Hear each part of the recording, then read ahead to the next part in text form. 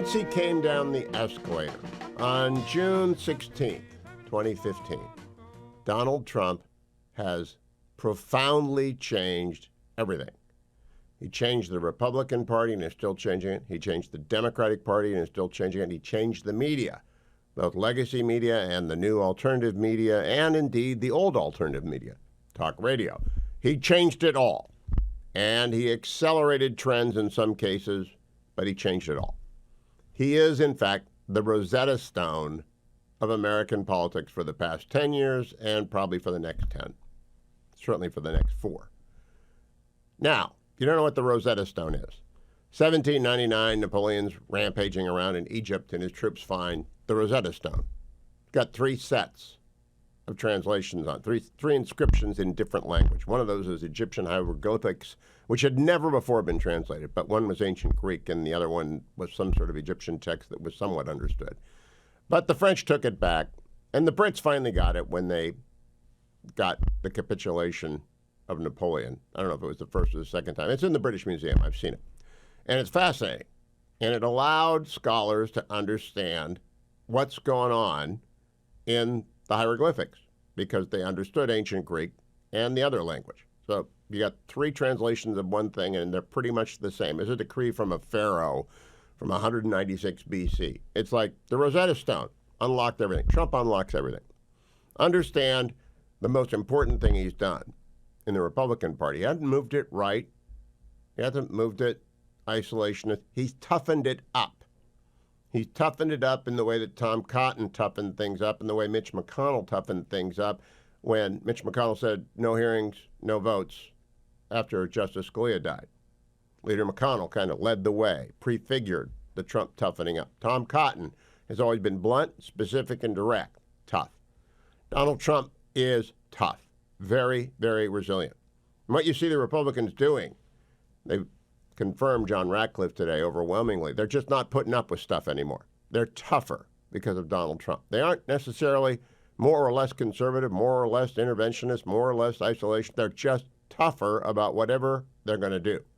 They're going to get together on probably one big, beautiful bill. I don't know about that, but whatever they decide to do, they're going to do, and they're going to hang together rather than hang separately. What did Donald Trump do to the Democrats? He unhinged them in many respects. They were already going left, and they were already becoming indifferent to norms. Remember, Harry Reid broke the filibuster using the nuclear option in 2013. So Harry Reid actually began the radicalization, but Donald Trump's victory in 2016 was so shocking it just destabilized Democrats. Remember Nancy Pelosi doing the out-of-the-norm stuff behind the President of the United States during the State of the Union, tearing up an official document of the United States out of gone to of archives, she tore it up. That's just sort of symbolic.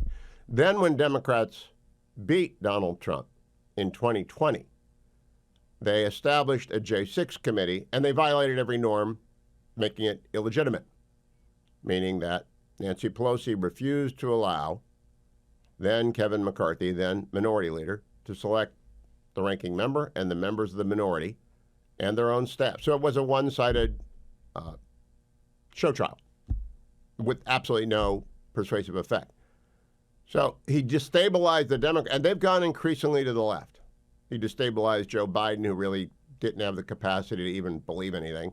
He's infirm from the beginning, but his staff was very hard left, and Trump drove the Democrats further to the left than they already were. Meanwhile, the Republicans were getting tougher.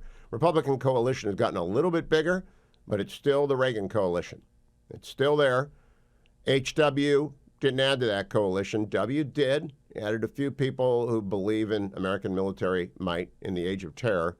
But Trump vastly expanded the Republican coalition. And his executive order rollout has been amazing. And a district court enjoined his executive order on birthright citizenship, and that's fine. I told my law students yesterday, that's going to happen, then the Ninth Circuit will uphold it. It will be up to SCOTUS, and I think SCOTUS will say birthright citizenship was, in fact, the public meaning as generally understood and the practice in 1868 when the 14th Amendment was ratified, and that they will reject the executive order and uphold birthright citizenship as it's been practiced in the United States for the past 100X years. I think that's what's going to happen. I'm not sure. But I think that's what's going to happen. Donald Trump explains, though, that the Republicans are willing to do this and not complain. They're willing to say, okay, he makes the weather, we're going to support him. They're going to mostly support his nominees. I don't know that everyone will get through, but most, if not all, will get through. But the Senate is still the Senate, and the Senate retains its traditional prerogatives. You got to get 51 votes. Let me also add, Donald Trump is the Rosetta Stone for understanding what's happened to the media. He's destroyed legacy media because legacy media lost its mind in tandem for different reasons than the Democrats did. But they lost their mind. They hate Trump. They cannot readjust. They cannot actually find people to defend Trump's policies or his persona or what he's done. They can't cover him. They don't understand him, and therefore they're losing audience. Alternative media has arisen as a result of this, particularly with new technologies like podcasting. And I refer you to Ruthless Podcast that Josh Holmes is going to join me after the break. I'm going to test my theory. Trump as the Rosetta Stone. Explains everything. He just explains everything. I'll talk to Josh Holmes about that. But what I want you to understand, the most important thing he's done to Republicans is fight, fight, fight. Remember what he said after he was shot in the head at Butler? He stood up, put up his fist, and said, fight, fight, fight. And it occurred to me just this morning, this is really what the GOP has become. It's just become tougher. The moderates are tougher. The center-right people are tougher. The conservatives are tougher. The isolationists are tougher. Everyone is tougher and more adamant about what they believe, but it's a tougher party because Donald Trump is tougher. Now, he accelerated the trend that actually goes all the way back to Clarence Thomas in the confirmation hearings then, of fighting back. Justice Thomas fought back, high-tech lynching. Then we saw Donald Trump back Brett Kavanaugh, and Brett Kavanaugh fight back in that ambush. Republicans have learned they have to be tough, and they have to fight back if they want to get anything done, if they want to save the Constitution. This is a Constitution-driven political program. I'm a center-right conservative, but I am a believer. I'm an evangelical Roman Catholic Christian constitutionalist. Husband, father, grandfather. All of that is just my DNA. The DNA of the Republican Party is still basically the same. It's gotten bigger because of Donald Trump selling and changed. Donald Trump is a common sense, tough Republican. He's Nelson Rockefeller without the art collection, and he won the presidency. Nelson Rockefeller couldn't do that. Nelson Rockefeller was more moderate, and Donald Trump is more common sense. What do I need to do to fix this problem? And he'll spend money like Rocky would spend money. He's a big spender, and he just wants to solve problems. And he let Davos have it today. I'll play that later in the program. 14 minutes of bang, bang, bang. Davos, you are irrelevant to me. It basically became that. And I'm glad he did that. But I just want you to understand, Trump has changed everyone. Now, what I don't know is what to do about people who are afflicted with TDS. Trump derangement syndrome is a real thing. And people are addicted to the dopamine that comes with the outrage that they express over Donald Trump. And I don't know that they can recover. They need a 12-step program for woke people and a 12-step program for Trump derangement syndrome. Just basically a 12-step program for putting political perspective into place. It's a long game in American history. It got started in this April 250 years ago on the fields of Lexington and Concord when the Redcoats were marching to Concord to take the Minutemen's arsenal away, and the Minutemen assembled and they fought back, and the war began. Even though the Declaration of Independence doesn't come until the following July of 1776, we're in the 250th anniversary of the beginning of the American Revolution in a couple of months. And they were tough people, and they fought the long game, the revolutionaries. We are not a revolutionary country anymore. We're a conservative country, by and large. But we're a tough country. Very, very tough, very resilient. We've seen and gone through a great deal, and we're going to see and go through a great deal more. Donald Trump's tapping into that. And the Republicans have figured out that the McConnell approach on the Scalia vacancy is the approach that Trump embodies on everything, and that they are adopting across the board, and it appeals to a majority of Americans. Trump won big. Very, very big. And that's why the EOs are rolling out. Now, a district court enjoined the birthright citizenship. I told my law students yesterday that was going to happen. Ninth Circuit will uphold it. We'll go to the Supreme Court. He expects all this because he built the trampoline in the first term, a conservative originalist Supreme Court. And now we're going to jump on it and see what it produces. Joined by Josh Holmes, one of the fellows at the Ruthless Podcast. Josh, welcome to the golden age of America on the Hugh Hewitt Show. Good to see you. Oh, Hugh, what a pleasure. Thanks for having me on. It's nice to be on with such a, star-studded afternoon guy now. Oh, we have got so much to talk about, Josh. I've been telling my law students if they really want to understand how politics works from professionals who work in that area, go listen to the fellows at Ruthless Podcast, as I do every single broadcast start to finish. And Josh, as a result, I'm willing to test a theory on you, and if you don't accept it, reject it. My theory is that since Donald Trump came down the escalator in June 2015, he has been the accelerant and the Rosetta Stone for both the Republicans, the Democrats, and all of media, both legacy media and alternative media. Basically, he made the Republicans tough. He absolutely drove the Democrats crazy, and he made a lot of the legacy media irrelevant. And he made people like you and Ruthless Podcast, people like me, kind of old alternative media, radio, relevant. What do you think of Donald Trump as the Rosetta Stone that explains everything in American politics for the past 10 years? Oh, it's so good. It's such a good analogy. I honestly, Hugh, I think you're right. No question about it. But two, look, Donald Trump has taken over the entire culture. It's not just Republican politics. It's not conservatives. It's whatever. I mean, you just take the case of like DEI, for example. I mean, we're 4 years removed from no one on the Republican side, conservative or whatever, even mentioning the 3 letters DEI for fear that they would be canceled, right? I mean, as we found out now, the vast majority of Americans think this is a racist policy. It's been a racist policy. It's been that way since the very beginning, but nobody would talk about it. Nobody would do anything about it. No one could say that the sky was blue. And Donald Trump, on issue after issue, has, in a plain spoken manner, without fear, been able to give life to an awful lot of concerns that Americans have had. You observe things in front of your face in the mainstream media and every institution in this country, whether it is media, entertainment, corporate America, every big education, every big thing in this country has told you you're not seeing what you're seeing. And if you have any doubt about that, well, maybe you're a racist too. And Donald Trump just transcends that. He's a pop culture icon long before he was a president. And once he's become president, he just gives life to an awful lot of thoughts and concerns that the left has worked very, very hard to prevent us from talking about. And so, look, I think you're right. He's taken over everything by force of personality and also his perseverance, Hugh. I mean, I think if any one of us were under the kind of scrutiny he was, certainly fighting for his freedom at some level under the incredible political prosecutions that he's endured over the last couple of years, most of us would be in a shell, unable to speak. It would reduce us to puddles. But he just keeps coming back. He keeps coming back. And I think he's part of that whole old adage about the only way to really lose in America is to quit. And he never quit. He kept coming back. And I think we're all reaping the benefits of that at this point.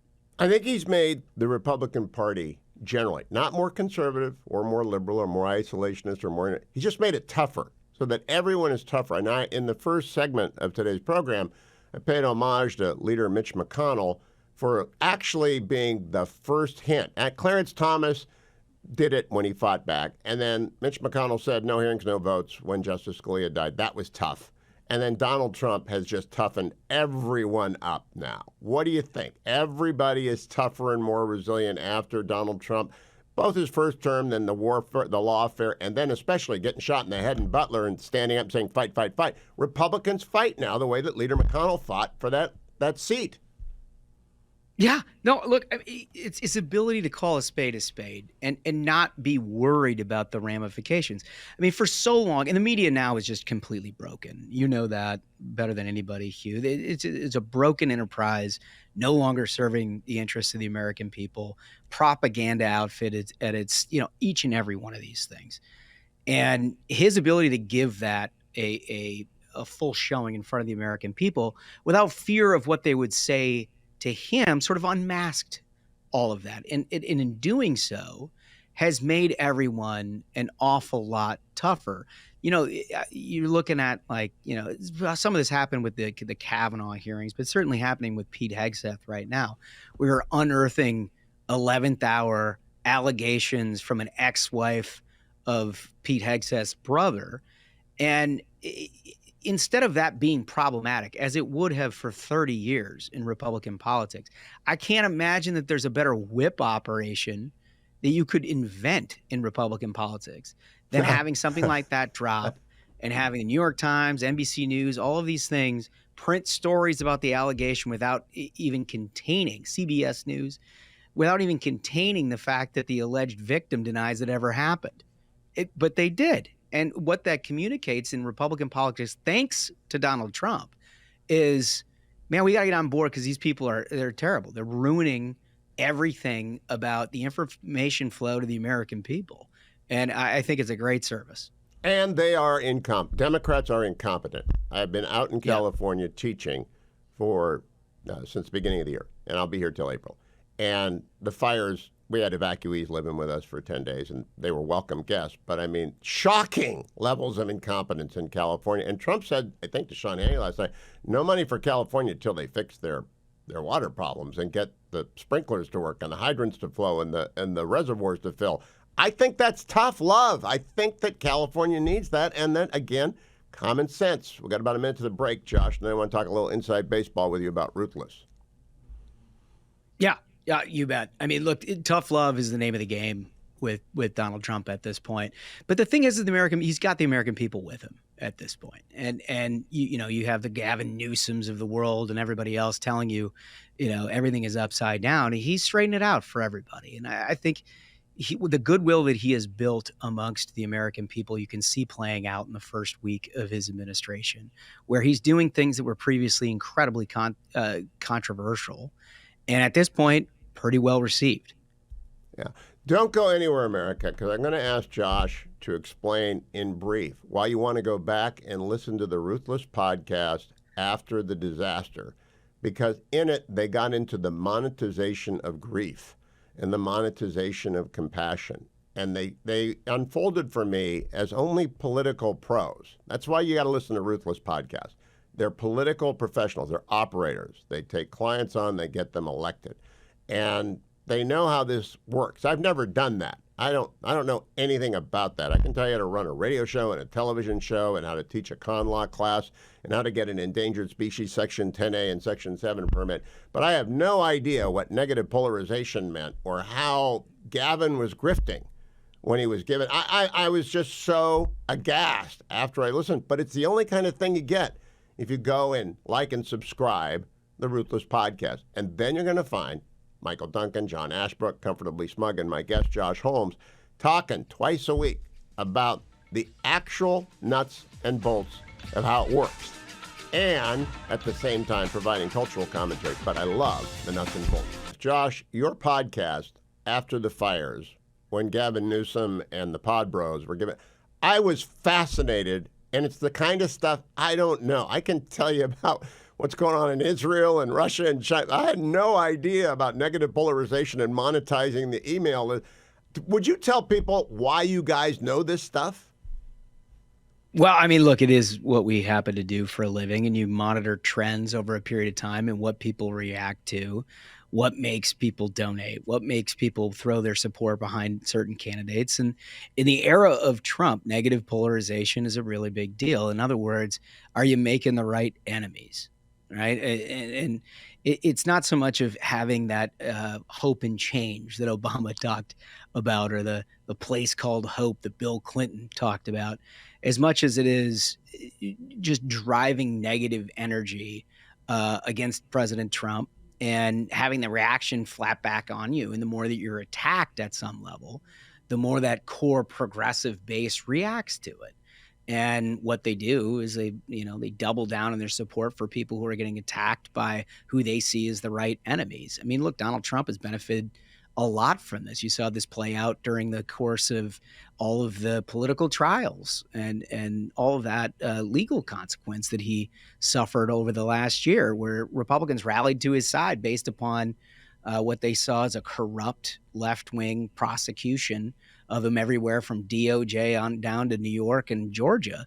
And Democrats have the same thing going. And it is an unfortunate reality of the politics that we live in today, where negative polarization is a powerful, powerful force that helps sort of insulate some of these more bizarre figures on the left-hand side. And then, 1 minute, Josh, you get the email address from someone who has moved to help the victims, and you monetize. I had no idea you could sell. What'd you say, $1.10 for an email address for someone who contributes? Is that what it is? Yeah, so the small dollar machine, and not to get too detailed, but the small dollar machine is something that Democrats have had a huge advantage on over the years. And part of the reason is that they have this constellation of C4s that raises money from people based on niche issues that they care about. And so, the more specific the issue that you care about, the more likely you're to get money. And it all gets kind of backloaded into this outfit called Act Blue, which is, the best way to think of it is it's a clearinghouse. It's a processor for all Democratic Party donations. But if you're raising money, whether it's, you're anti-guns or if you're, pro transgender or you're whatever, you're ingesting all of that data to make it easier for them to donate not once, but multiple times. And what Gavin Newsom did and what others have done is Josh, don't tell them. Don't tell them. Make them listen.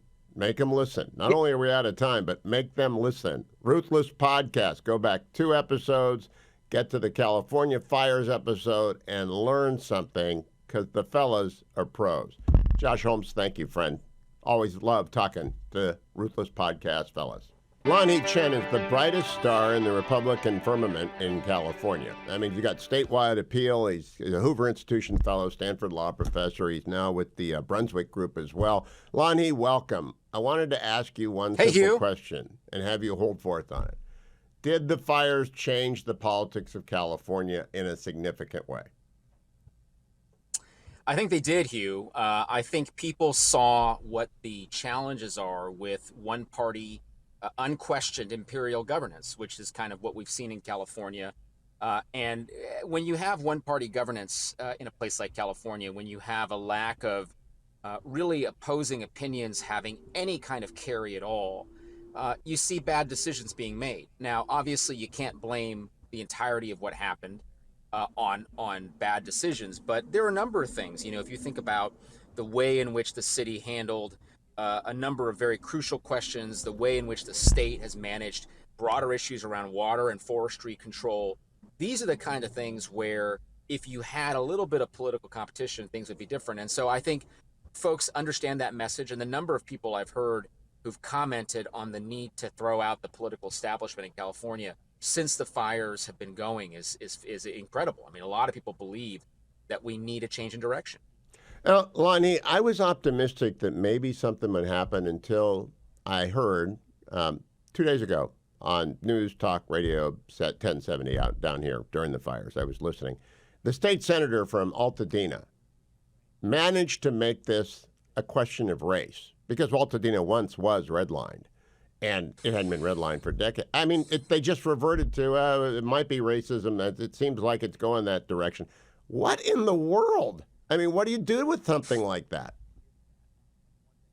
Well, it's predictable that when you can't talk about the substance of why it is that things like this happen and why it is that we can't have better solutions going forward, that you're going to resort to your typical talking points. But I guess, Hugh, my own view is that kind of stuff only accentuates the need for new leadership. It only accentuates the fact that we have a state where, a lot of these things are not working right. And I have to think that people see that. It's an open question. I will agree. It is an open question about whether it translates at the ballot box or not. Having been a candidate statewide, having seen the challenges of winning statewide, I can tell you it's a massive challenge. I mean, I get it. But the conditions on the ground are driving, in my view, a different opinion. And, I do think that at some point things are going to turn around. Now, Lonnie Chen, I have over my shoulder a mug of Pete Wilson, who was the last successful governor of California. Arnold was not successful. And the last Republican to win 2 terms back to back, who was really a Republican. Is that ever going to happen again?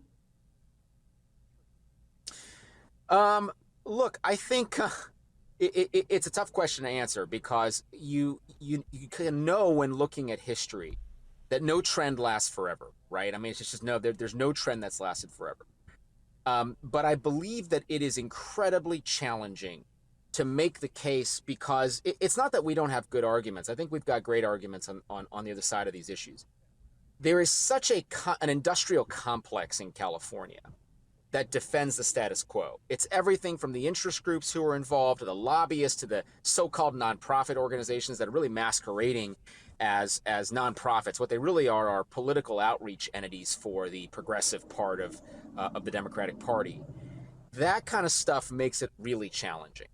And until we start to establish reasonable institutions that say, listen, we're going to be interested in getting people out to vote. We're going to be interested in making sure that the votes cast are really the votes that are legally and properly cast. Until we start getting folks who are going to be able to spread the message more broadly, it's going to be hard. It's going to be very, very hard. The industrial complex is mighty in California. Quick exit question, Lonnie. Are you going to run again for anything? Because, I mean, you ran a great campaign, but the built-in Democratic advantage is enormous in the Golden State statewide. Are you going to think about something else? Well, Hugh, I'm definitely thinking about it and considering it because I would like to serve. I would like to figure out a way to improve California. And it might not be at the statewide level. We might have to look at parts of the state where I've got history and where I believe we can make a difference. But regardless, we're going to be looking at opportunities and studying them. And I want to win. Obviously, that's important because you can't govern without winning. And to me, the most important thing is governing the right way. And that's where I want to get to. So we'll look at it for sure. I hope you keep me posted. First, you got to win. Lonnie Chen is right about that. Follow him on X at Lonnie Chen. Josh Kraushaar joins me, the executive editor of Jewish Insider. Josh, there's so much news. President Trump just signed an executive order declassifying the JFK, RFK, and MLK files, and so that's a big deal for a lot of people who are very interested in that. At the same time, he gave Davos a talking to this morning, and executive orders continue to roll out, and the one on birthright citizenship has been enjoined by a Ninth Circuit District Court. Ninth Circuit will no doubt uphold that. What do you want to talk about? I mean, we really can go anywhere. You want to talk about Hegseth clearing cloture? Well, let's do that. Look, I'm reminded about the first term. Covering Trump is like drinking out of a fire hose, and there's just so much news to cover. And look, part of Trump's success was like how quickly he signed these executive orders the first day in office, how different the first couple days of the second term of the Trump administration has been in terms of organization, in terms of being prepared. I think the DEI executive order, Hugh, is probably one of the more significant ones. Brilliant. Long overdue and constitutional. So keep going.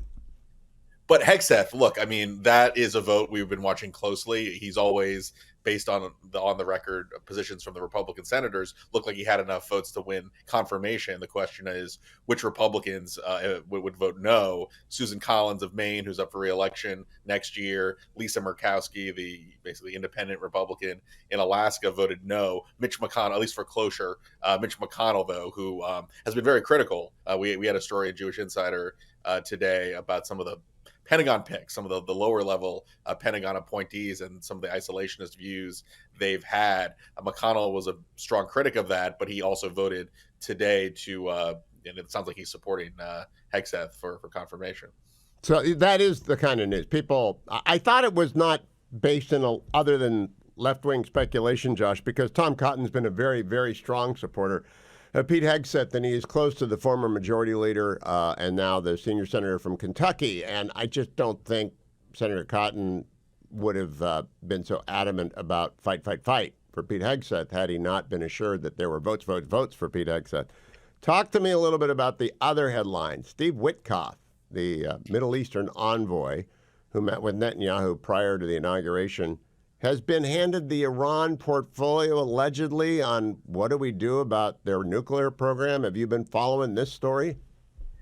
Yeah, it's a big story at Jewish Insider because he has emerged as a very close confidant of President Trump's. In fact, he was one of the most important speakers at the convention where he gave a really compelling sort of personal testimonial of how long he's known President Trump, really vouching for his character and his personal attributes. And he's been the deal maker in chief, Hugh, in the opening days of the administration, even before Trump took office.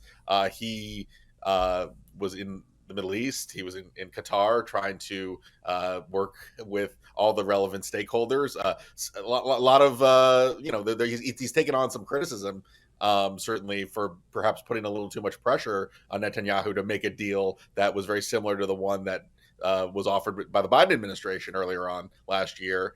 But I think the big news is that Trump wants him to at least attempt negotiations with Iran.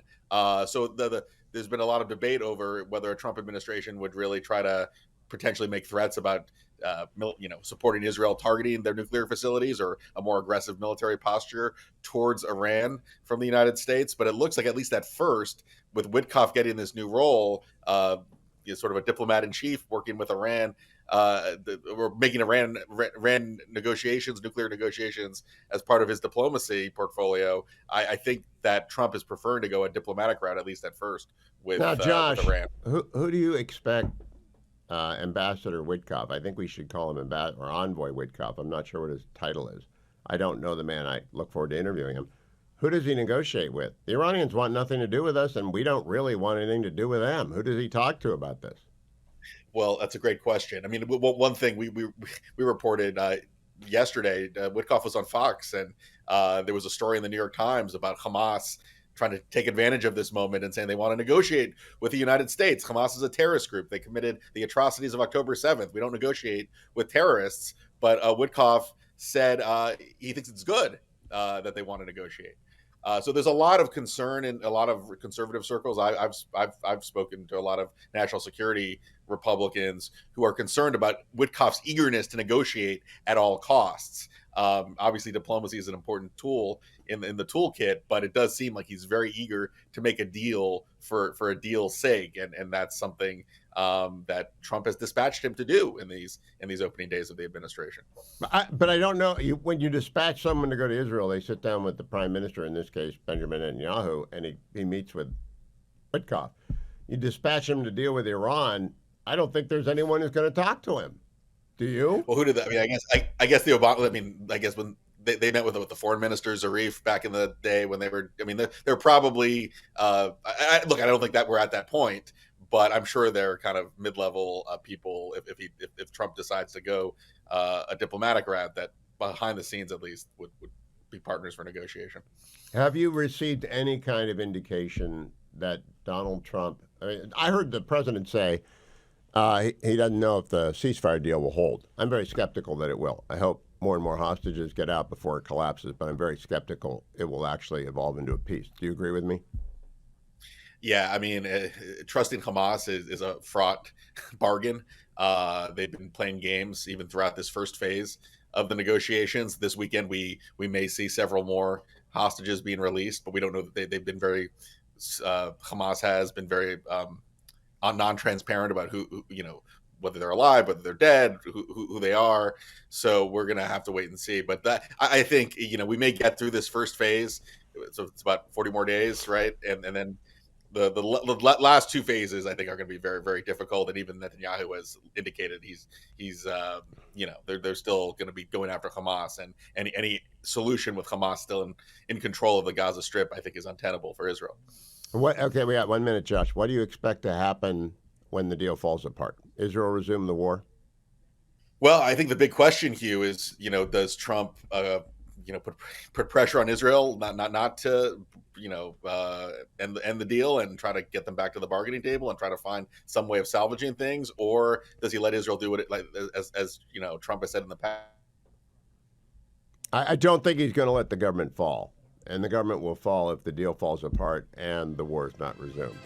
It seems that pretty simple to me. But not my expertise. We'll wait and see. I wish Mr. Witkoff well in finding someone in Iran who's reasonable, but he hasn't been there since 1979. Let me check the markets for you, brought by AmericanFederal.com. Up day on the Dow, 341 points, thereabouts. Up day on the S&P, a little bit less. Kind of a stable day on the NASDAQ, though the tech sector remains hot. Gold this morning, this is brought to you by AmericanFederal.com. Early this morning, it opened a little bit up. Now it's at about $2,760 an ounce. American Federal sells you gold. They also sell you silver. They also buy your gold and buy your silver. They make money on every transaction. They're not in the not-for-profit business. But what I love about Nick Rovich and his team, 800-221-7694, the reason I'm so glad they sponsor the market report, market update every day, is that there are a lot of gold people out there. Most of them are trustworthy. Some of them are not. I know that Nick is absolutely trustworthy and crucially transparent. American Federal tells you right up front, how much do you want to buy? Here's our commission. Here's the transaction. Get us the cash and we'll get the deal done. And we'll say they don't play the float. They don't do any of that kind of stuff. They are very, very good at this very, very simple thing. Why do you diversify? You want to have some gold, which is for the past 100 years more than kept pace with inflation. You want some gold in your portfolio, your wealth, along with dirt and some stocks and some bonds. It's basic stuff, basic diversification 101. If part of that is buying gold, do what I did this month. Call up Nick, 1-800-221-7694, and say, I want to buy some gold, and you'll talk it through. Or go to AmericanFederal.com, AmericanFederal.com. Tell them what you want to get done. Other thing I want to tell you about is conservatives for lower health care costs, PharmaWindfall.com. Can you remember that for me? PharmaWindfall.com, PharmaWindfall.com. They are with Donald Trump, 100%. PharmaWindfall.com is against Big Pharma's attempt to gouge more money out of the federal government. There is no upside to Big Pharma. There's only downside to Big Pharma when they act like the monopoly power. They sold us out on Obamacare. What we need is to learn how conservatives can stop Big Pharma doing this again, prevent higher health care costs, and everything else that goes along with it. Congress can stop Big Pharma. Find out how. Go to PharmaWindfall.com. I'm following live breaking news. The Castaic region of Southern California has what is known as the Hughes Fire, hashtag Hughes Fire. It's 14 to 25% contained. It's burned over 10,000 acres. It's big. When I drove that away yesterday afternoon after the program, it was nasty weather. I mean, the smoke, I couldn't get my eyes to stop tearing up. But not one structure was lost, and that's because CAL FIRE and LA County pre-positioned enough equipment, bulldozers. We pretty much have every piece of firefighting equipment there is in the western United States in Southern California right now. So it's just being allowed to burn everywhere if it doesn't burn a structure. Now, Generalissimo was going apocalyptic yesterday. He thought it was going to reach Santa Clarita, and it didn't. It didn't, but MyPhDWeightLoss.com is not to blame. They're a fine sponsor of our program. And the fact that Dwayne is excitable is not to be blamed on My PhD Weight Loss. That's why he's skinny Dwayne now. 864-644-1900. That's 864-644-1900. Now you're skinny Dwayne. Do you think that made you a little bit more, fidgety, tense, easily excited? Look, you can have as many firefighters as you want. If the wind would have shifted, if the wind would have done something different, they would have had it jump to 5. And if it jumps to 5, then it's completely different fire. But it didn't. Okay, well, thank God. I know, thank God. I told you all along they were dropping fire retardant and all, but Dwayne wanted me to go full apocalyptic on you. But yesterday, you couldn't have found one firefighter that would have predicted they would have stopped it at the 5. That's where they made their stand, and it worked. Thank God it did. But they weren't as certain as you were. They had. I have great faith.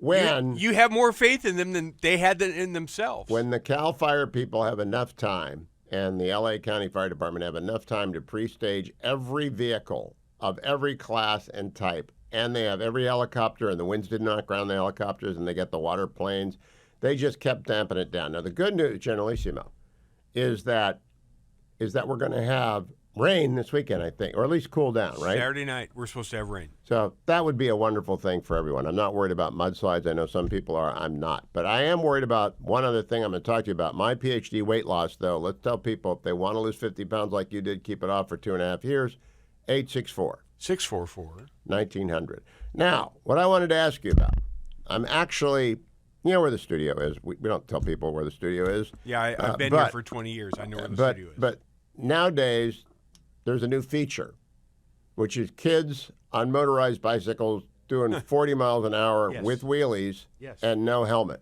Yes. Because school gets out about the time we leave. Yes. And don't you think these kids are going to get killed?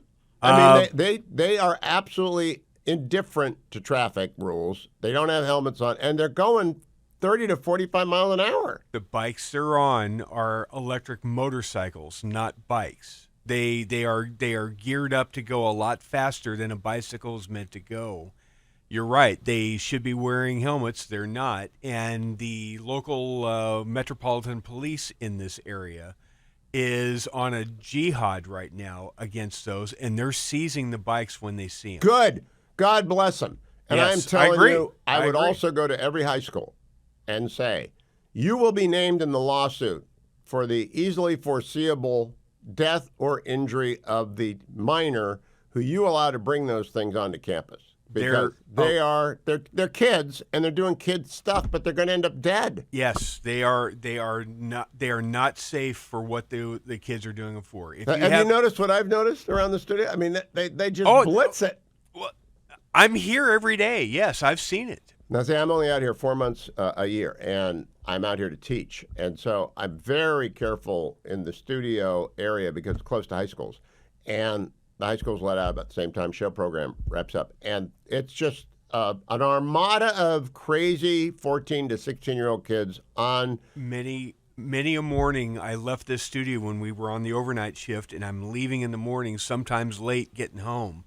And I would be having to dodge a bunch of bicycles on the way to the local high school from here. So I want to tell parents out there, you have no idea what your kids are doing on these things. Stop it.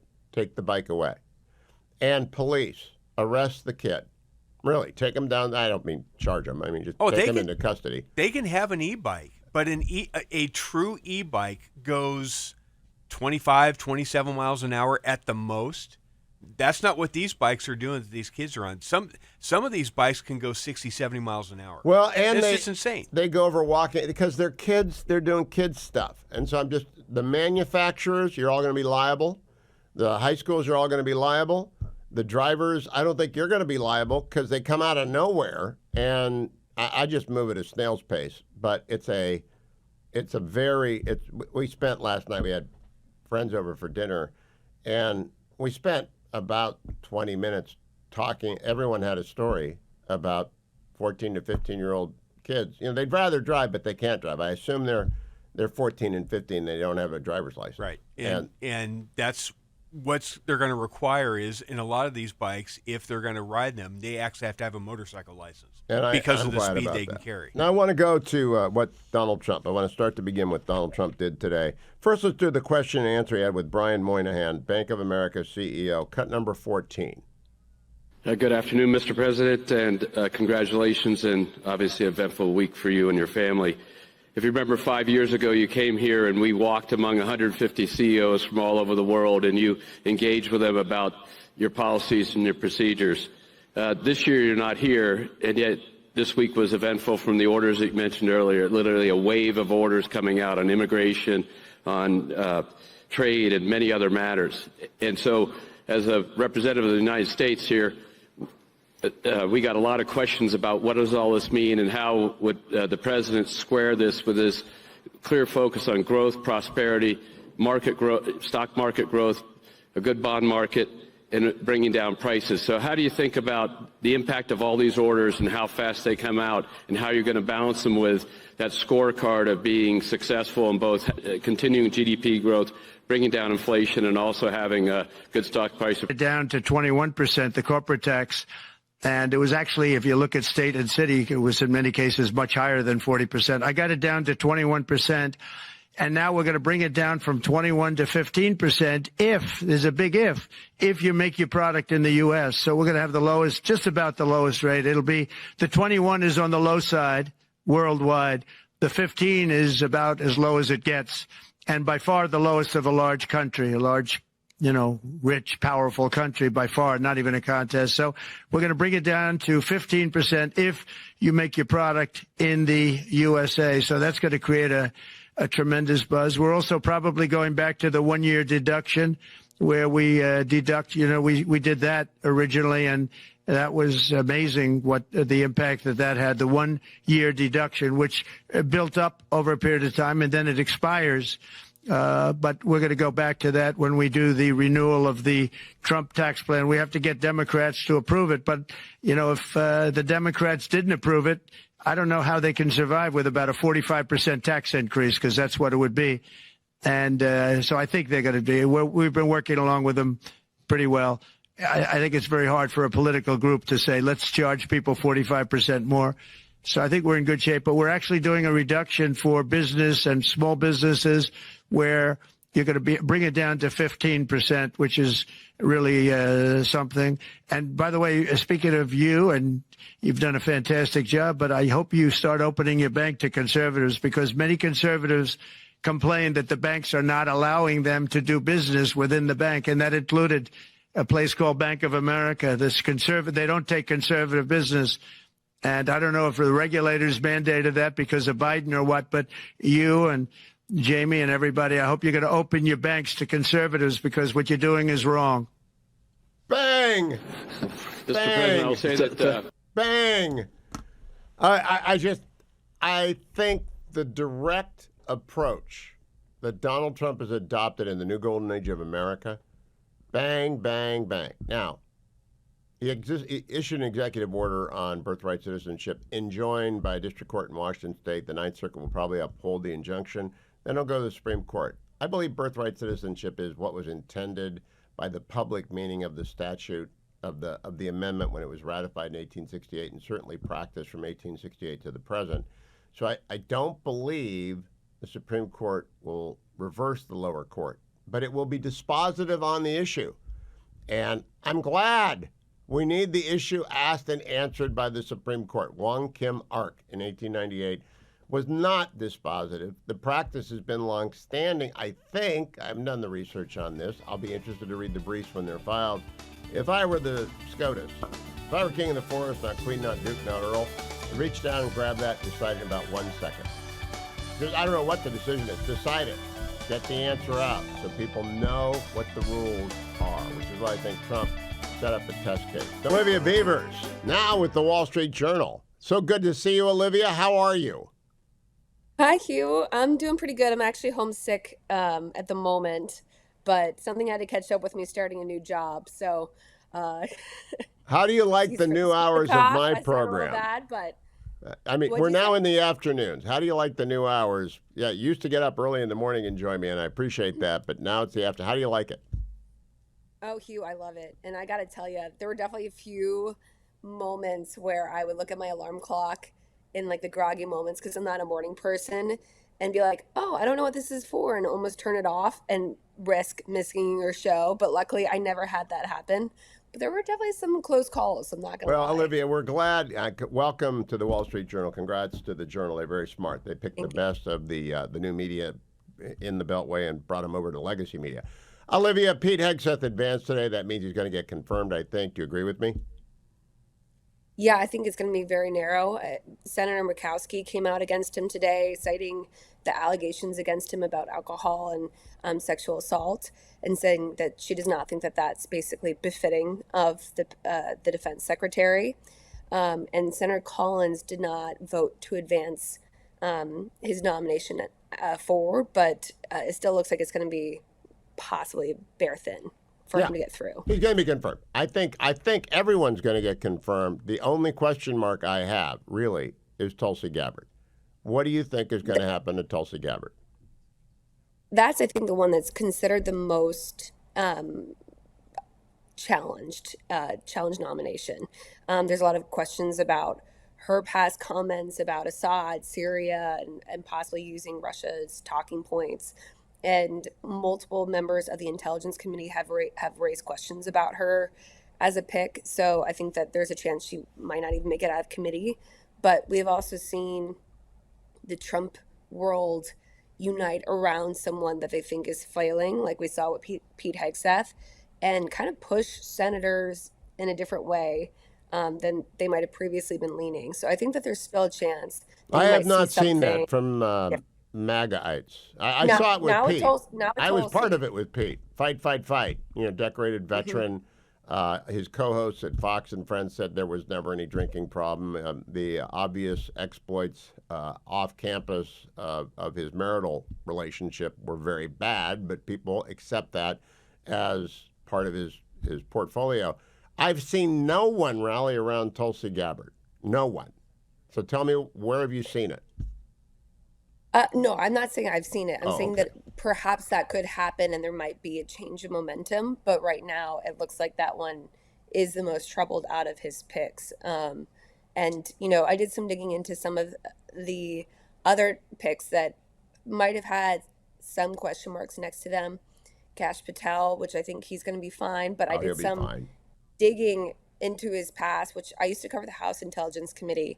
And it was funny because when I was asking the members who used to work with him, it was pretty much what you would assume. Republicans praised him as smart and intelligent. Democrats thought he was, in their mind, a Devin Nunes errand boy.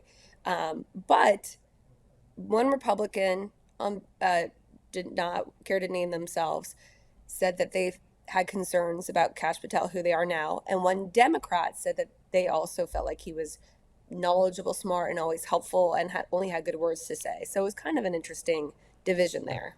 I don't even think it's close. Ratcliffe got through with 74 votes today, Yep. or 75. The only, as Dwayne pointed out to me, the only cabinet member who can shoot his 18 holes of golf lower than the number of votes that he got when he got confirmed. So I just think everyone's going to roll through except Tulsi. And I want to turn to one big bill versus two. I've got Congressman Ken Calvert coming up at the bottom of the hour, and I'd like to know from you. And I'll ask, Congressman's an old friend. You think it's going to be one big bill or two reconciliation bills? It's so tough to tell. I mean, there was just a meeting at the White House this week where Thune, Mike Johnson, Trump, and then leadership of both chambers met with them. And Scalise came back and said that they talked about one big bill, but other people that we talked to said that that wasn't decided on. So they still haven't nailed it down. And the division is whether they should move quickly and try to get some of Trump's priorities done or wait and package it into one big thing. But there's also talk about perhaps even moving separately just to get border funding forward because they don't think that Trump will want to wait for one reconciliation bill. So still not decided. If it's one big bill, I'll ask Calvert this, but what's your report? Yep. What's the schedule if they go big? I mean, when's the earliest that the markets and companies that want the tax bill, the border hawks get what they want, the defense hawks get what they want, everybody gets what they want, and it's in one big bill. What's the earliest that could be delivered to the president for signature?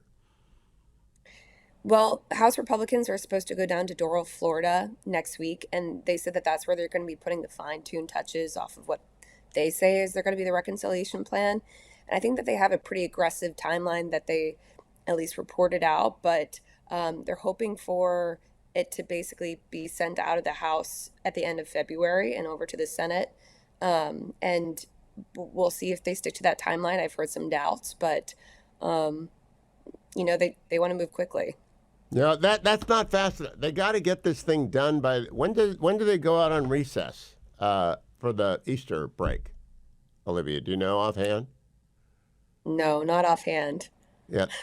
I I can want look the real quick bill right now. signed by then so that whatever it is, the markets can, especially if it's the tax bill. And that seems to me to be the number one priority for business people. I know it might not be the number one priority for the majority leader in the Senate or Speaker Johnson or Donald Trump, but for business people, they want to know what their taxes are, right? Yep, and I think that they're still also ironing out different question marks with the tax bill, including SALT, which you have New Yorkers and New Jersey members pushing for in terms of being included, and they might have found an ally in Donald Trump, but still a lot of things that they're trying to iron out, and a lot of different voices in the party that are weighing in. Now, has there been any pushback at all from any Republican, because I haven't seen it, to the president's executive order avalanche? Because that's what it is. It's an executive order avalanche. I think that most of the Republicans are pretty happy with the border, the energy, all of that.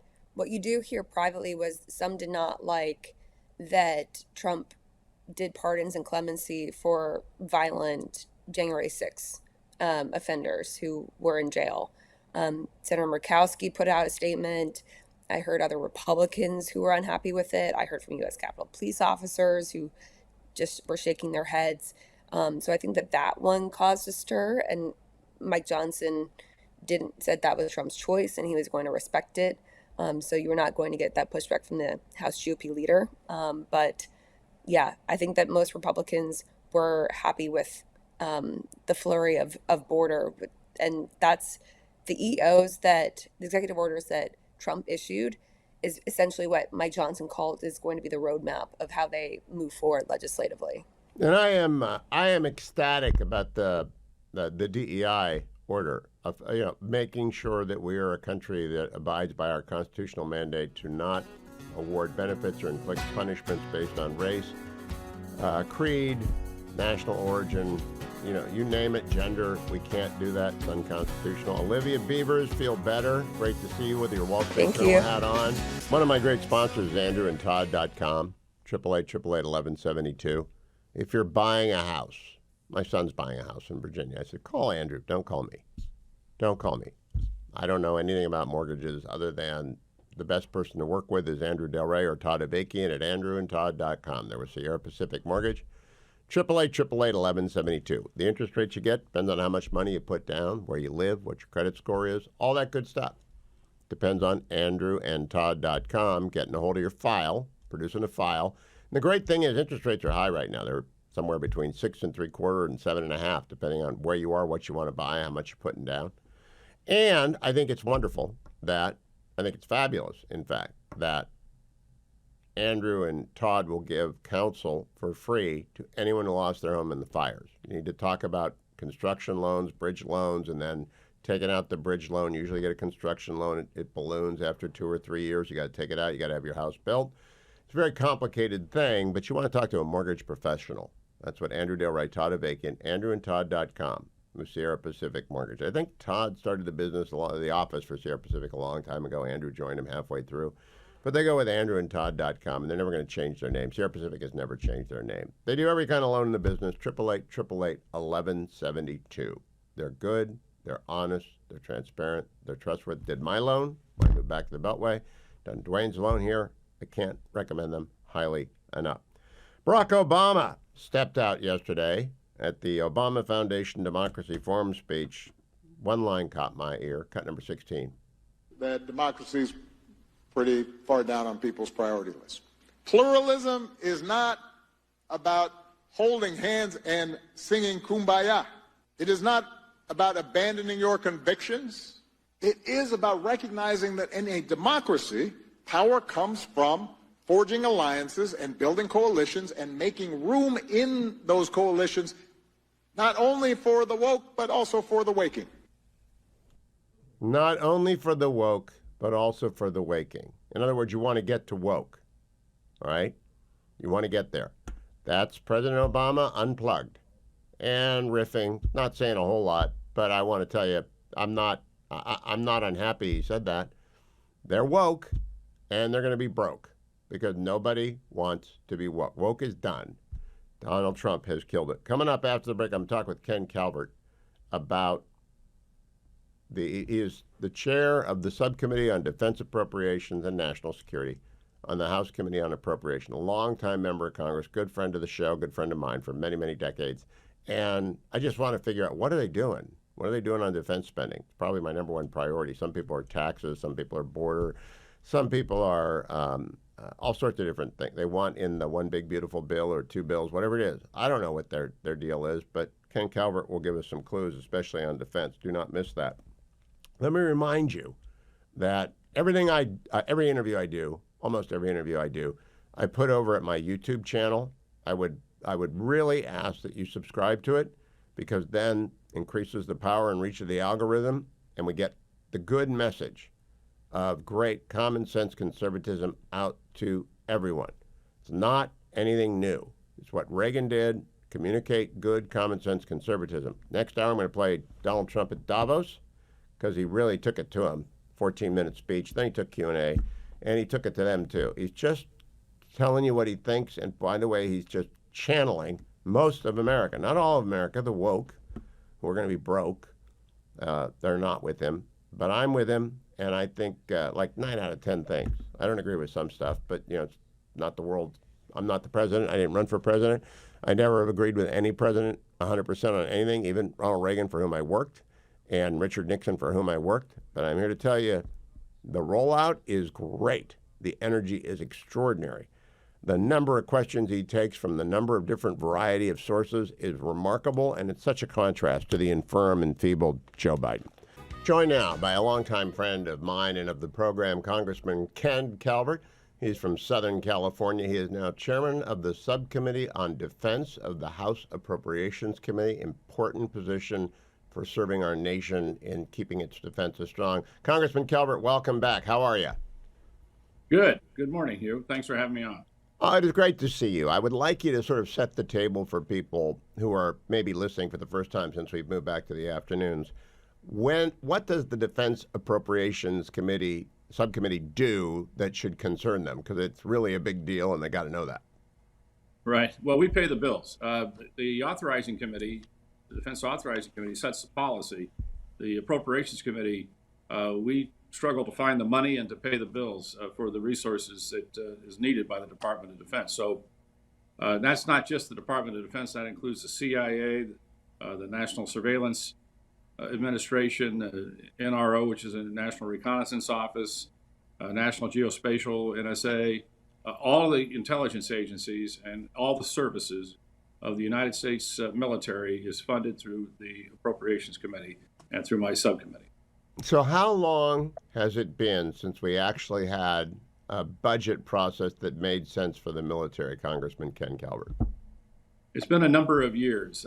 It's been difficult to get back to regular order, per se, as far as getting appropriation bills out individually and passed and done within the fiscal before the fiscal year starts. And so hopefully now that we have both the House, the Senate, and the White House on FY26, we can do that. But as you already know, we have not finished our work on the FY25 bills. And so we have our work to do now. The chairman, myself, we're struggling to get to a top line number with the Senate and to get this completed as soon as possible. Now, Congressman Ken Calvert, you can explain this better than almost anyone, because you've been doing this a while, and so you know the reconciliation process that follows upon the agreement of a budget. And I've been talking about it a lot, and President Trump, when he was President-elect Trump 2 weeks ago, said he favored one big, beautiful bill, but he doesn't really care. And Senator John Thune, Majority Leader of the Republicans, favors two. What's going on? And would you explain to the audience, take as long as you need to explain to them what this budget reconciliation process is and why one bill, two bill, what is that all about? Well, it's more difficult for us to pass something in the House than it is in the Senate. For the first time in modern history, the Senate has a larger majority percentage-wise than we do in the House. As you know, we have a very, very thin majority, and about to get thinner when Elise leaves the House to go to her new job in New York. And so we've got to pass something here. We have an opportunity to pass something here one time, which is going to be difficult, but is doable. And it's going to include a lot of things, and it's going to take a lot of negotiation, a lot of patience on the part of our leadership to answer concerns from a number of factions in which they're trying to satisfy in order to pack as much into this reconciliation bill as possible. The tax bill, obviously, is to extend the Trump tax bill, healthcare modifications, obviously SALT, which was important to certain states. That's the state and local tax deduction. Obviously, defense spending has been brought into this now, which is different than past reconciliation bills. We're trying to get additional defense dollars especially for procurement and for necessary items for the United States military. And obviously, I'm not going to say no to that. I'm looking for some additional funds for our Navy. We have a shipbuilding problem. We have a plane problem. We have a satellite problem. We got problems throughout the Department of Defense. In spite of our spending on the mandatory side of the ledger, discretionary spending has been flat, and defense spending has been going down. We're, for the first time, pretty much less than 3% of GDP on defense expenditure, which is the lowest since World War II. And and we have.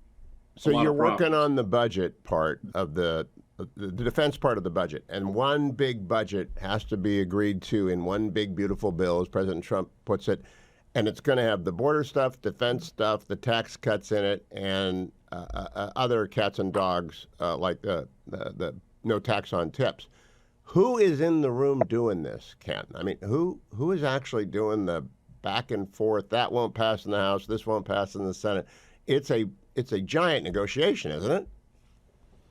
Yeah, our chairman of our Ways and Means Committee is our primary focus probably of this. And Jason, obviously, is the primary guy, but obviously the Speaker, the Majority Leader, Steve Scalise. It's mainly the authorizing committees that are going to, especially the Ways and Means Committee, the Energy and Commerce Committee, that has a lot of the old, programs, which 76% of all outlay is mandatory spending. What reforms that we can legitimately do without harming, obviously, Social Security or Medicare, and that we can bring down this expenditure number that we have, and to have enough savings in it to fix the border and to fix our national security, all at the same time. And that's going to be a big bill. It's going to be a complicated bill, but it's going to be important that we thread the needle here and pass it hopefully before Easter. So the House is still committed to one big, beautiful bill. Do I hear you correctly, Congressman Calvert? That's correct. That ship has sailed. We are committed to one bill, and that's the strategy at the moment. So that's what we're going to do, and we're pushing forward before Easter, and then all of this stuff would happen if the House passes it and the Senate agrees. But obviously, if you send something over to the Senate that isn't going to pass the Senate Republican caucus, there's no point in it, right? So the Senate's involved in this negotiation too. Oh, absolutely.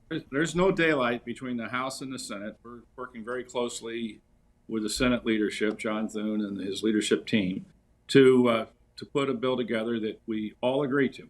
It's going to have to pass the House first, and it goes over to the Senate, and the Senate passes. It's going to be easier to pass, I hope, in the Senate than it is in the House. Ken Calvert, who represents the Inland Empire in California, he's chairman of the subcommittee on defense appropriations. He's a big player in this one big beautiful bill budget that he said will be done by Easter.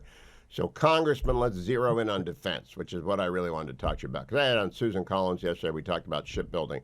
What is your must-have in the one big beautiful bill? What does the defense subcommittee tell the chairman of the Appropriations Committee that they got to get from the Ways and Means Committee and the Speaker in the one big beautiful bill? Well, obviously, putting the defense aside for a second, we want to extend the Trump tax cuts, or we'll have the biggest tax increase in history. So we don't want that to happen, and so we need to get the base appropriation bills done by March 15th for FY25. Saying all that, reconciliation. We want to have a defense portion of that. Roger Wicker and Mike Rogers have been working on the authorizing side. We're working with them to make sure that we coordinate that where we can appropriate those funds. And they're looking at a substantial number to overlay our defense appropriation bill where we can put needed items, procurement items in that, which would include, obviously, ships. It would include our jet fighter capability. It would include rearming our ordnance with some of these arms we've been using in Ukraine and Israel and elsewhere. Our inventory levels are less than what they should be, so we need to rebuild that. And we need to rebuild our national security, and that's a whole number of things: satellites, missiles, a long list. And so it's a lot of money, and we hope to spread that out over a 4-year period in this reconciliation period, where we can overlay that with the existing appropriation bills. So ships, submarines, submersibles, cyber, and satellites, and I'll add in the B-21. That's a big number, and I really don't mind spending it because it's essential to the United. Even if it's a debt, we're at what, 34 trillion. Even if we go to 36 trillion, do you anticipate that the budget will increase the national debt significantly so that we can rebuild our defenses and put the tax cuts back and expand them? Well, I mean, obviously, the theory behind the reconciliation also is to save money and to save money in some of the mandatory programs, and bring down the expenditure, long-term expenditure number, as far as the growth in government, and to grow the economy, because that's an important part of this, is to grow the economy, say at 3-4%, and to grow the government at say 2.5%. And that delta over time will bring down the deficit, and at the same time rebuild our defense and rebuild our country. And that's what this reconciliation bill is all about. It's a win-win deal all the way around. And so, yes, I'm hopeful we can get this thing done. Congressman Ken Calvert, we'll keep checking in with you because you're the go-to guy. You know what's going on. Earlier today, reports circulated that President Trump's special envoy to the Middle East, Steve Witkoff, has also been entrusted with the Iranian nuclear program portfolio. Joining me to discuss that and other news from Israel is Ruthie Bloom, who is the host of the Israel Undiplomatic podcast and an occasional contributor to the Commentary Magazine podcast, where I first heard her. Ruthie, welcome. It's great to have you on the Hugh Hewitt Show. Well, thank you so much for having me. Well, let's start right off the top. What do you make of Mr. Witkoff, and what is the Israeli perspective? I think you're in Jerusalem today, on what Mr. Witkoff's negotiations with your prime minister were like. Okay, first of all, I'm in New York today, but I live in Tel Aviv. I live in Tel Aviv and have for decades. And I'll tell you, the Israeli perspective is it's mixed feelings, as is the case with the hostage release. And I'll explain that in a moment. The mixed feelings are the following. Most Israelis were thrilled with the incoming Trump administration's picks for key positions, such as Secretary of State, Secretary of Defense, and head of the National Security Council.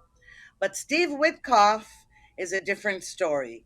He, being the Middle East envoy whom Trump sent to Qatar to negotiate to seal the deal between Israel and Hamas, he is very disappointing because his positions are more similar to the Biden administration's positions than we would have assumed Trump would appreciate.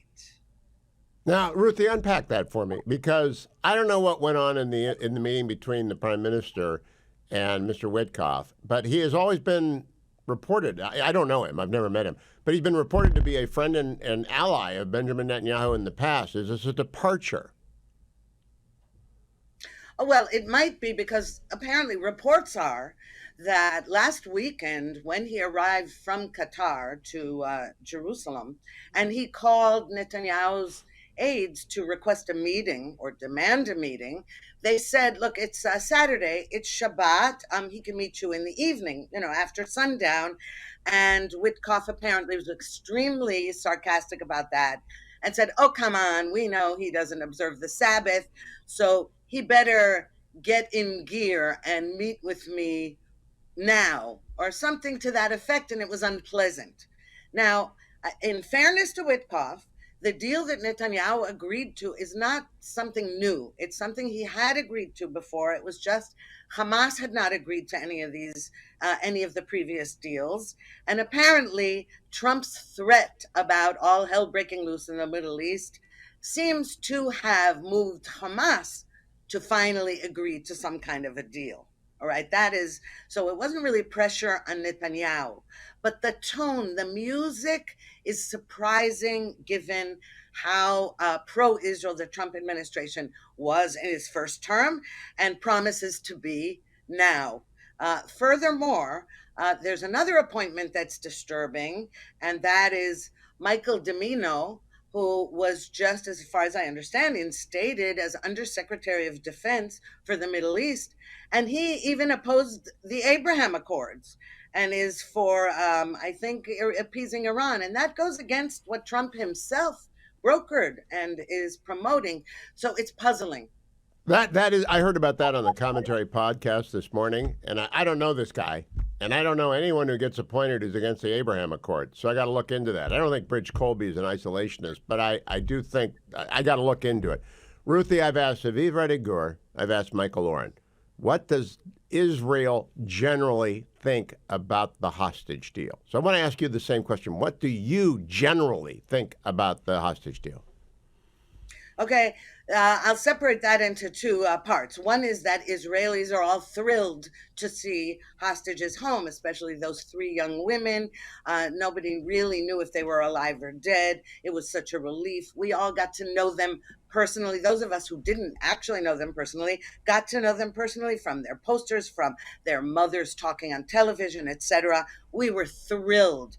Having said that, their release involved the freeing from prison of 90 Palestinian terrorists from Israeli jails, and that is very distressing. This entire deal is distressing because it requires Israel to basically admit some kind of defeat in a war that we were winning, and now let Hamas kind of control the narrative. We had to cease fire and then wait a week, and on Saturday, 4 more hostages are supposed to be returned. So on the one hand, Israelis all want to see the hostages returned. But I personally, I'm very concerned about this deal because, first of all, we don't know that Hamas is going to honor it. We already know Hamas has not honored it by having it, apparently, there are terrorists near the Gaza border communities in Israel. A tunnel was discovered near the border just this week. And so, the idea that possibly there's another October 7th in the works, that's not beyond imaginable. And I also would argue that Israel has to question what it means violating the deal. I would argue Hamas already violated the deal by having terrorists near the border. But did we go in and start bombing? No, we did not. What if this Saturday only 3 hostages are returned and not 4? Does that constitute a violation of the deal? What if Hamas says it's not us, that hostage is being held by Islamic Jihad? There are many scenarios, and we've gotten to know Hamas. They're not just murderers and rapists and beheaders and kidnappers. They're liars as well, which is not surprising. Furthermore, one of the worst parts about this deal is that while we're going to see, and we're not going to see all the hostages returned, only 33 by the end of a 6-week period, and there are 94 still in the tunnels of Gaza. That's one thing. And a second is, what we don't know are the identities of all the dead and maimed Israelis who are going to emerge as a result of the terrorists being released from prison as a result of this deal. Now, Ruthie, my expectation, it's just, and I'm just evangelical Roman Catholic Zionist, so I'm a weird kind of mix. Love the state of Israel, but no reason for me to do so other than intellectual. And my intellectual assessment of this is realpolitik. Get as many hostages home as you can, and then go back to war with Hamas and finish them off. Because you beat Hezbollah, you crushed Iran, Assad is gone. This is a win-win-win, almost win. Get as many alive as you can. Is that a generally prevalent view among Israelis? It definitely is. I think the concern among conservative Israelis, or right-wing as we call them, is that the concern is that Washington will again maybe tie our hands in a way that, now we knew that Washington will not tie our hands the way the Biden administration did, not the Trump administration. However, certain rumblings that we're hearing indicate That what if, in other words, you're absolutely right. We got to get as many out as we can and then continue to win the war. But that's not exactly what this deal says. And I'm just praying that that President Trump will understand that. And Well, not I'm just say, projecting "Uh-oh." Hamas behavior into the future. I mean, what they did past his prologue, they're going to break the deal. I hope they don't break it until at least all the women who are alive get out. You're absolutely right. I'm just concerned that they're, they're also clever and they know how to manipulate the West. Yes. So I'm just concerned that the way they will violate it will be not as blatant as one would hope, that would give legitimacy to do what needs to be done. That's my concern. I hope I'm wrong, but 6 weeks is a long time to have a ceasefire when you're stopping momentum in winning a war. And by the way, it gives Hamas time to regroup, and because it's stealing all the humanitarian aid that goes into the Strip and selling it at exorbitant prices, it's using that money to recruit new terrorists. A quick exit question, Ruthie. Is Netanyahu going to win re-election if he runs? Because this is a bottom line question, and it's an exit question. I just think he managed the war fairly spectacularly well once they were ambushed and surprised. What do you think? 1 minute. That's a question I wish I didn't have to touch with a 10-foot pole. He has managed this war brilliantly. Even though right after October 7th, many even of his supporters said, he's toast. But he wasn't toast, and he has been brilliant, and he has withstood pressure that almost no human being could. And I think a lot of people, his supporters, are hoping that he's going to win big, he's going to make a normalization deal with Saudi Arabia, and then step down. Ruthie Bloom, keep coming back. Next time I'll talk to you from Tel Aviv. I love it when you're on the commentary pod. Keep doing that too, though. The hours must be heck. Thank you, Ruthie. One of the great advantages of radio and the Salem News Channel is that I have a lot of time. Now, President Davos did a Zoom with Davos today. Now, I'm not a big fan of Davos. I've turned down an all-expenses-paid trip to Davos because I won't have anything to do with that. Some people go, fine on them. They want to find out stuff. President Trump beamed in, and he just laid it out. So I'm going to play it for you. It takes 14 minutes for his opening remarks. It'll take most of the rest of the hour with my commentary. But let's start with cut number 18, President Trump at Davos. Well, thank you very much, Klaus, and hello to everyone in beautiful Davos. This has been a truly historic week in the United States. 3 days ago, I took the oath of office, and we began the golden age of America. The recent presidential election was won by millions of votes, and all seven, every one of them, all seven swing states. It was a massive mandate from the American people like hasn't been seen in many years. And some of the political pundits, even some of my so-called enemies, said it was the most consequential election victory in 129 years. That's quite nice. What the world has witnessed in the past 72 hours is nothing less than a revolution of common sense. Our country will soon be stronger, wealthier, and more united than ever before, and the entire planet will be more peaceful and prosperous as a result of this incredible momentum and what we're doing and going to do. My administration is acting with unprecedented speed to fix the disasters we've inherited from a totally inept group of people and to solve every single crisis facing our country. This begins with confronting the economic chaos caused by the failed policies of the last administration. Over the past 4 years, our government racked up $8 trillion in wasteful deficit spending and inflicted nation-wrecking energy restrictions, crippling regulations, and hidden taxes like never before. The result is the worst inflation crisis in modern history and sky-high interest rates for our citizens and even throughout the world. Food prices and the price of almost every other thing known to mankind went through the roof. President Biden totally lost control of what was going on in our country, but in particular with our high inflation economy and at our border. Because of these ruinous policies, total government spending this year is $1.5 trillion higher than was projected to occur when I left office just 4 years ago. Likewise, the cost of servicing the debt is more than 230% higher than was projected in 2020. The inflation rate we are inheriting remains 50% higher than the historic target. It was the highest inflation probably in the history of our country. That's why from the moment I took office, I've taken rapid action to reverse each and every one of these radical left policies that created this calamity, in particular with immigration, crime, and inflation. On day one, I signed an executive order directing every member of my cabinet to marshal all powers at their disposal to defeat inflation and reduce the cost of daily life.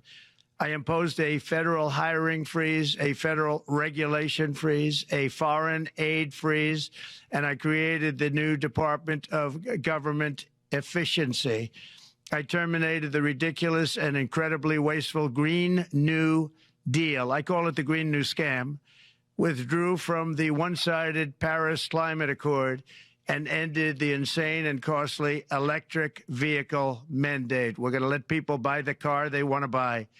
I declared a national energy emergency, and that's so important, national energy emergency to unlock the liquid gold under our feet and pave the way for rapid approvals of new energy infrastructure. The United States has the largest amount of oil and gas of any country on earth, and we're going to use it. Not only will this reduce the cost of virtually all goods and services, it'll make the United States a manufacturing superpower and the world capital of artificial intelligence and crypto. My administration has also begun the largest deregulation campaign in history, far exceeding even the record-setting efforts of my last term. In total, the Biden administration imposed $50,000 in additional regulatory costs on the average American household over the last 4 years. I have promised to eliminate 10 old regulations for every new regulation, which will soon put many thousands of dollars back in the pockets of American families.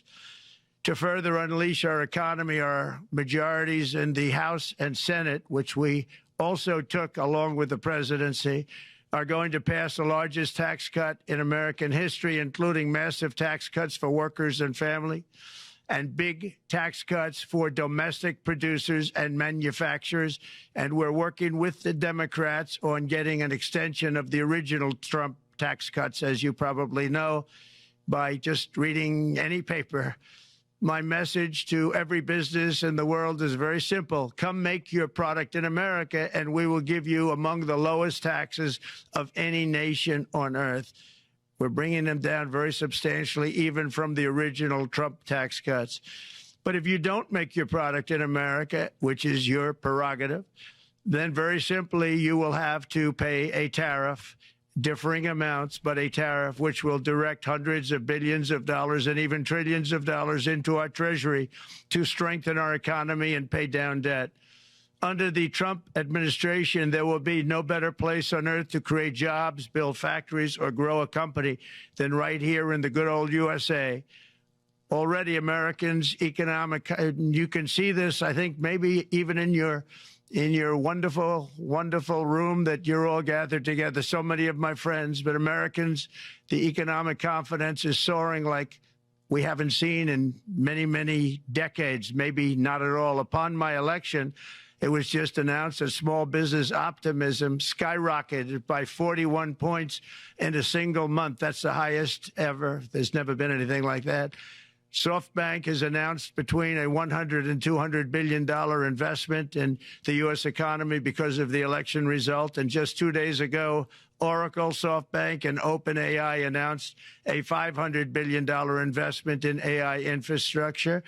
Other companies likewise have announced billions and billions and billions, adding up to trillions of investment in America, in the United States. And it's also reported today in the papers that Saudi Arabia We'll be investing at least $600 billion in America, but I'll be asking the Crown Prince, who's a fantastic guy, to round it out to around $1 trillion. I think they'll do that because we've been very good to them. And I'm also going to ask Saudi Arabia and OPEC to bring down the cost of oil. You got to bring it down. All right, let's break right there. Frank, I'll tell you about Relief Factor right now. President Trump zoomed in to the Davos annual gathering in Davos, Switzerland, for the billionaires and their friends and the multinationals and their buddies. And he just let them have it. Let's pick up where we left off with President Trump talking to the Davos assembled. I'm surprised they didn't do before the election. That didn't show a lot of love by them not doing it. I was a little surprised by that. If the price came down, the Russia-Ukraine war would end immediately. Right now, the price is high enough that that war will continue. You got to bring down the oil price. You got to end that war. They should have done it long ago. They're very responsible, actually, to a certain extent for what's taking place. Millions of lives are being lost. With oil prices going down, I'll demand that interest rates drop immediately, and likewise, they should be dropping all over the world. Interest rates should follow us. All over, the progress that you're seeing is happening because of our historic victory in a recent presidential election, one that has become quite well known throughout the world. I think a lot of things are happening to a lot of countries. They say that there's light shining all over the world since the election, and even countries that we aren't particularly friendly with are happy because they understand what there is a future and how great the future will be. Under our leadership, America is back and open for business. And this week, I'm also taking swift action to stop the invasion at our southern border. They allowed people to come in at levels that nobody's ever seen before. It was ridiculous. I decided and declared to do, and very, very importantly, a national emergency on our border immediately halted all entry of illegal border crossers, of which there were many, and began promptly returning the illegal trespassers back to the place from which they came. That action, as you've probably seen, has already started very strongly. I've deployed active duty U.S. military and National Guard troops to the border to assist in repelling the invasion. It was really an invasion. We will not allow our territory to be violated. After 4 long years, the United States is strong and sovereign and a beautiful nation. I saw a report earlier today on ICE in Boston. Boston is a so-called sanctuary city. They don't cooperate with ICE. It's mind-boggling because they let dangerous people out of jail and they don't tell ICE, even though they are in the country unlawfully.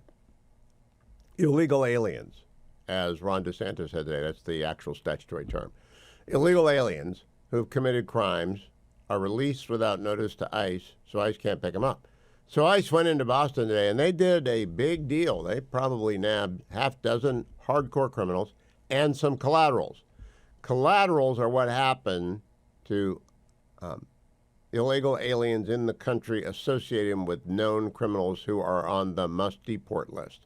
So there are probably 25 million people in the country without permission. Some are visa overstays. Some came over the border 25 years ago. And Trump's not really worried about peaceable people making a living. He told me 2.5 weeks ago, he's open to talking about the dreamers. He's not an absolutist. He is, like me, a border hawk and probably a regularization dove. But the dangerous people, they're going back to Haiti, Guatemala. I saw a few of these. And Tom Homan has said, look, we told you, if you don't tell us you're letting one of our detainees, if the people we want, ICE detainer on, if you're letting him out of your jail, Boston, we're going to go find him. And when we find him, we're going to pick up everyone else who's associated with a known criminal, and we're not going to blink. And they didn't blink today. It's a really good thing. Let's go back to the president. Once again, it's a strong, sovereign nation. In addition, I'm pleased to report that America is also a free nation once again. On day one, I signed an executive order to stop all government censorship. No longer will our government label the speech of our own citizens as misinformation or disinformation, which are the favorite words of censors and those who wish to stop the free exchange of ideas and, frankly, progress. We have saved free speech in America, and we've saved it strongly. With another historic executive order this week, I also ended the weaponization of law enforcement against the American people and, frankly, against politicians, and restored the fair, equal, and impartial rule of law. All right, My stop there. We'll administration finish is it up after the break. As I said, he's just laying it out for these folks. He does Q&A. He completely, as Hank Adler, my co-author on the Fair Tax Fantasy, texted me, he's done more media than Kamala Harris and Joe Biden combined in the last 4 years. And I don't know if that's exact, but it seems like it, because he's always and everywhere available to anyone who's worth talking to. And Big Sean Hannity last night talked to me right before the inauguration. I'm glad he is out there taking questions from all, because that's what presidents ought to do, right? Also, he is the Rosetta Stone. Go to my YouTube video on that. The Rosetta Stone. Donald Trump is the Rosetta Stone for everything that's going on. And you got to hear that at YouTube. Hugh Hewitt. Subscribe and like Donald Trump at via Zoom at the Davos meeting today. Now, I don't like Davos. I put my cards on the table. I don't like transnational organizations generally. I'm against the EU. I'm glad the UK left it. I look forward to its returning to its original custom-free zone and stop with the bureaucrats in Brussels deciding everything for everyone who lives in Europe. But I really don't like Davos because anti-elitism is in my bones. I'm from Ohio. We just do not like elites and don't want to be told what to do. And it's frontier state. It's that way for everyone who wasn't in Boston or New York from the founding onward. We just don't like elites, and Davos is just elites. So anyway, Donald Trump does this. Taken action to abolish all discriminatory diversity, equity, and inclusion nonsense. And these are policies that were absolute nonsense throughout the government and the private sector. With the recent yet somewhat unexpected great Supreme Court decision just made, America will once again become a merit-based country. You have to hear that word, merit-based country. And I've made it official, an official policy of the United States, that there are only two genders, male and female. And we will have no men participating in women's sports, and transgender operations, which became the rage, will occur very rarely. Finally, as we restore common sense in America, we're moving quickly to bring back strength and peace and stability abroad. I'm also going to ask all NATO nations to increase defense spending to 5% of GDP, which is what it should have been years ago.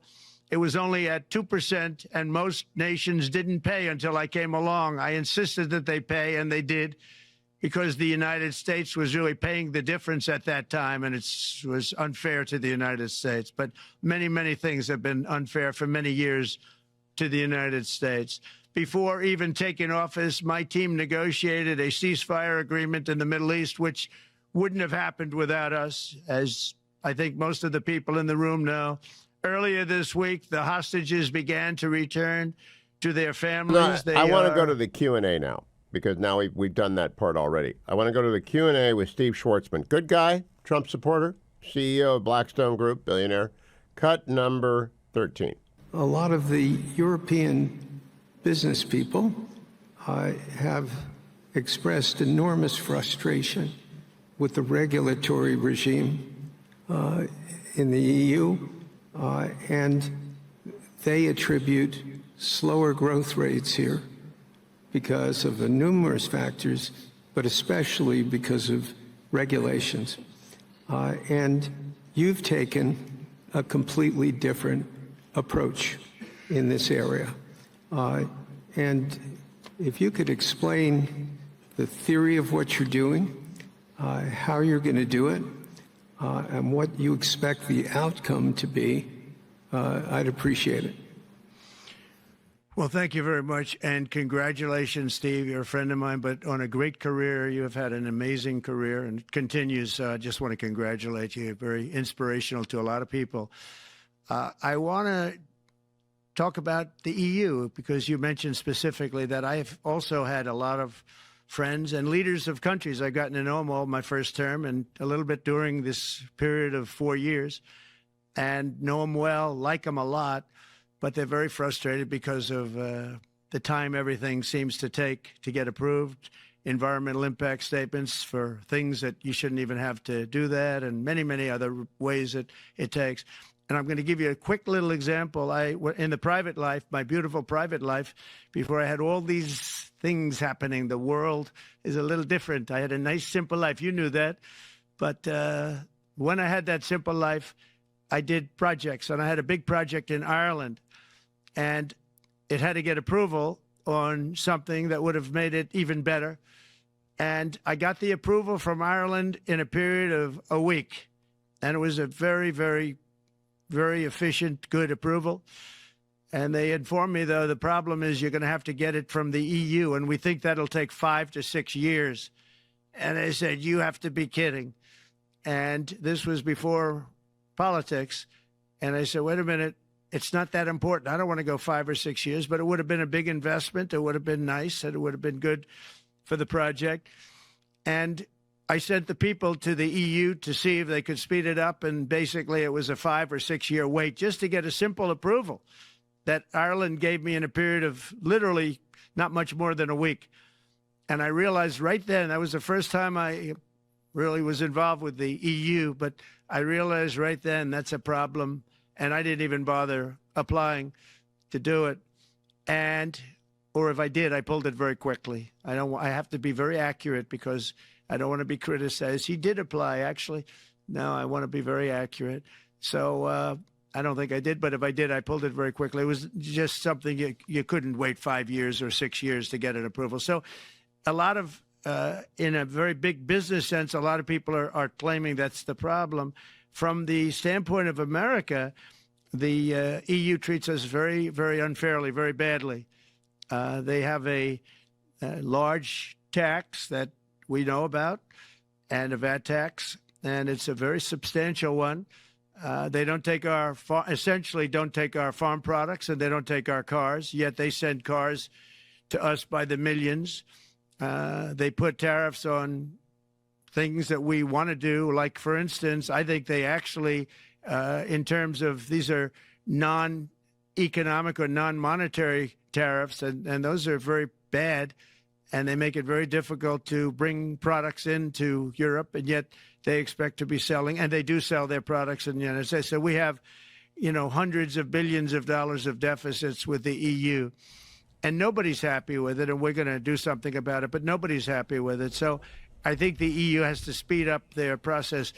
Friends of mine that are in some of the nations within the EU, great people, they want to be able to compete better, and you can't compete when you can't go through the approval process fast. There's no reason why it can't go faster. So I think Trump is doing great things for the world by just speaking candidly about the bureaucratic mess that is the European Union. And you can't expect Europe to prosper. I mean, Trump's kind of crusading for the free market. Now, tariffs are going to be the stick. There's a carrot. Build your product here, no tariffs. Pretty interesting. I'm not a tariff guy, but I'm open to being persuaded by results. I'm objective. I hope you enjoyed the program today. I really, really hope if you tuned in late and you missed what I thought was, occasionally I surprise myself at how good I am at this, but I did today. I'm very humble about that. I did today. Today I realized that Donald Trump is the Rosetta Stone for everything. And if you don't know what the Rosetta Stone is, I explained it in the first segment. And then I discussed it with Josh Holmes of the Ruthless Podcast, and he agreed with me. Donald Trump is the Rosetta Stone. He explains everything in the Republican Party and the Democratic Party and in media, both legacy, burnt out, ruined shell of legacy media, and new alternative media, and robust old alternative media. New alternative media is podcasting, like Highly Concentrated Hugh. Dwayne's World. You should subscribe and like both Highly Concentrated Hugh and Dwayne's World. That's sort of like the best of us. And then, and the Hugh Hewitt YouTube channel. But Trump explains why alternative media is taken off. Trump explains why the Republican Party is the way it is. Trump explains why the Democratic Party is the way it is. You just have to let go of your anger or your love. You might hate him too much. You might love him too much. I'm just here to tell you, do you hate the Rosetta Stone? Do you love the Rosetta Stone? Do you even know what the Rosetta Stone is? I explained it. It's over at YouTube. Go watch that. Probably a 15 or 17-minute video. Go watch that, and it will lay it out. But you Steelers people, Rosetta Stone, what's a Rosetta Stone? I don't like flowers. No, I know, Yinzers. I know. The Yinzers are still reeling from the fact that the Ohio State University Buckeyes are the national champions this week. But I explained it all. And one of the things is the rise of the new alternative media and the robust strength of the old alternative media. That's talk radio and the Washington Examiner and Fox News is old alternative media. New alternative media is like Ruthless Podcast, Dwayne's World, Highly Concentrated Hugh Hewitt's YouTube channel. X is new alternative media. Old legacy media is spent. Donald Trump broke them. Now, the key thing, and I want to devote some time to this, maybe tomorrow, how do we help people who are suffering from TDS? And I am sincere about this. They are addicted to outrage about Donald Trump. They really don't know what to do if they're not mad about something every day and they can talk to their buddies about how much they hate Donald Trump. There's got to be a way to fix this. It's not healthy, friends. It's not healthy. If that's you or you know someone who has this condition, I don't have a drug. I don't have an exercise regime, although I think exercise helps. Do I take Relief Factor? I do think we got to do something about this because these people are getting deeper and deeper into the well, and they're listening to Pod Save America and all these crazy stuff. Not good for you. Wouldn't be prudent. Not going to do it. I'll talk more about kicking the TDS habit tomorrow.